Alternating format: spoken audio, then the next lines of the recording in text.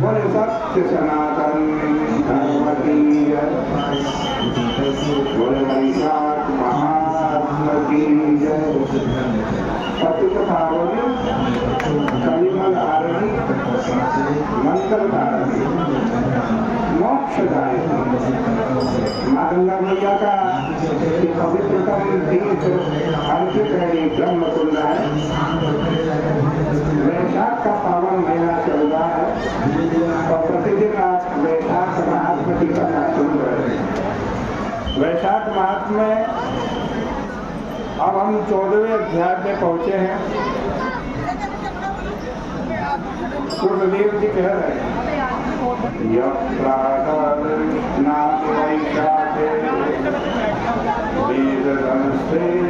दिवाकरे मधुसूदन अभ्यर्च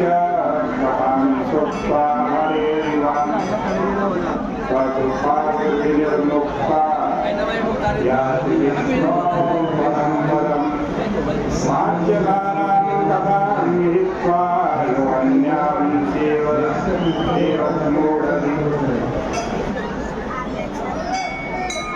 कह रहे हैं मेघगत राशि में जब सूर्य हो, वैशाख का महीना चल रहा हो, उस समय जो कोई प्रातः काल स्नान करता है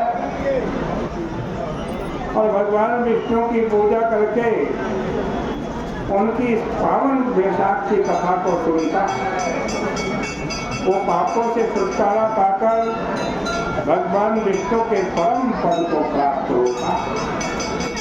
और जो मूर्ख व्यक्ति बाँची जाती भी कथा को छोड़कर बिना सुने ही अन्य चीजों में लग जाता है, वो रौरव नरक को भोग करके पिशाच योनि को प्राप्त करता है। यहीं पर एक प्राचीन कथा दृष्टांत के रूप में सुना रहे हैं, जो पापों को नाश करने वाली है, परम पवित्र, धर्म के लिए परम हितकारी, साक्षात धर्म स्वरूप अर्थात शीघ्र ही हृदय ग्राही, वह हृदय को अत्यंत प्रिय लगने वाली अति प्राचीन कथा। पूर्व काल में गोदावरी नदी के तट पर परम पवित्र ब्रह्मेश्वर नाम का क्षेत्र था। श्री दुर्वासा ऋषि के 2 शिष्य परमहंस, एकमात्र ब्रह्म में निष्ठा रखने वाले, सदा उपनिषद विद्याओं में लगे रहने वाले तथा निरपेक्ष अर्थात किसी प्रकार की कामना न करने वाले, भिक्षा मात्र से भोजन भूख की निवृत्ति करने वाले और परम पवित्र थे। वे दोनों गुफा के भीतर रहने वाले थे। एक का नाम सत्यनिष्ठ था, दूसरे का नाम तपोनिष्ठ था। कहते हैं ये तीनों लोकों में प्रसिद्ध थे। उन दोनों में वो सत्यनिष्ठ नाम का ब्रह्मचारी था, वो सदा विष्णु भगवान की कथा में लगा रहता था। हे राजन, श्रोताओं तथा व्याख्याताओं के अभाव में वह मनुष्यर उस समय स्वयं इन कर्मों को करता।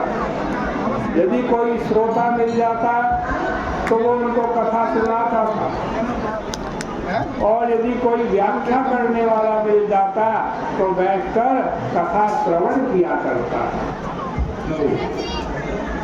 यदि कोई उत्तम पवित्र कथा कहता तो उस समय अपने अन्य कर्मों को संकोच करके कम करके वो कथा ही सुनता था, क्योंकि उसका मन कथा श्रवण में लग गया था। वह दूर स्थित तीर्थों, देवताओं के मंदिरों तथा कथा के विरोधी हानिकारक बहुत सारे कार्यों को छोड़कर भगवान की दिव्य कथा को श्रवण किया करता था। स्वयं भी श्रोताओं के लिए व्याख्यान देता था। हे राजन, वह कथाओं के लिए अवश्य व्याख्यान देता था। वह कथा छोड़कर दूसरा कोई कार्य उत्तम नहीं समझता। वह वक्ता जब रोग और उपद्रव से पीड़ित हो जाता था तब वह अपने ही घर में कथा और व्याख्यान किया करता था। वह मुनि उस समय कुएं में ही स्नान करके कथा सुनता था। कथा के विश्राम के अवसर पर अपने कार्यों को पर्याप्त रूप में कर लेता था। इसमें संदेह नहीं कि कथा सुनते हुए मनुष्य जन्म मरण के बंधन से मुक्त हो जाता। सब भगवान विष्णु में आज सत्व मन से मन लगाते हैं तो पवित्र हो जाते हैं। भगवान में मन लगाने से संसार के सभी क्लेश दूर हो जाते हैं। भगवान विष्णु में रति प्रेम हो जाती है और साधुओं में सौहार्द हो जाता है। तब निराला गुण वाला साक्षात ब्रह्म आज हृदय में रोका जा सकता है। वस्तुतः बात यह है कि पूर्वत कर्मों से ज्ञान हो जाता है और ज्ञान से प्रभु की प्राप्ति हो जाती है। इसमें कोई संदेह नहीं कि ज्ञान से हीन पुरुष के सभी कर्म निष्फल हो जाते हैं।